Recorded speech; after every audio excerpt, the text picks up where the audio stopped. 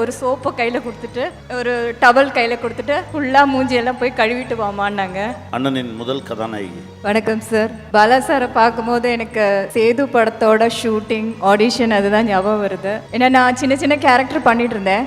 First time ஆஃபீஸ்லேருந்து phone பண்ணாங்க, ஒரு ஹீரோயின் கேரக்டர் இருக்குன்னு சொன்னப்போ ரொம்ப எதிர்பார்த்து பயங்கர மேக்கப் எல்லாம் போட்டு நல்ல ட்ரெஸ்ஸிங்லாம் பண்ணி போனேன். போன உடனே ஃபஸ்ட்டு ஒரு சோப்பை கையில் கொடுத்துட்டு ஒரு டவல் கையில் கொடுத்துட்டு ஃபுல்லாக மூஞ்சியெல்லாம் போய் கழுவிட்டு வாமான்னாங்க.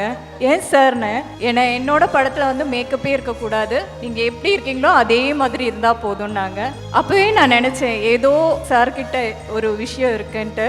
அதுக்கப்புறம் ஷெட்யூல் போயிட்டே இருந்தது. 1 வீக் எனக்கு ஷூட்டிங்கே இல்லை, ஏன்னா ஃபுல் அந்த கானா சாங் போயிட்டு இருந்தது. அதுக்கப்புறம் தான் மெல்ல மெல்ல ஆரம்பிச்சாங்க என்னோட சீன்ஸ் எல்லாம். என்னோட இன்ட்ரடக்ஷன் சாங்ல டான்ஸ் எனக்கு வரல.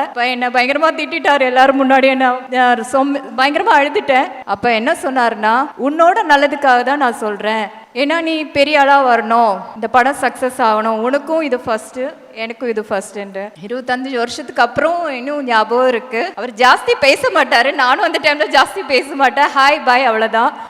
ரொம்ப நன்றி சார், எனக்கு இந்த வாய்ப்பு கொடுத்ததுனால தான் இப்போ இவ்வளோ பெரிய மேடையில் வந்து நிற்க முடிஞ்சுது.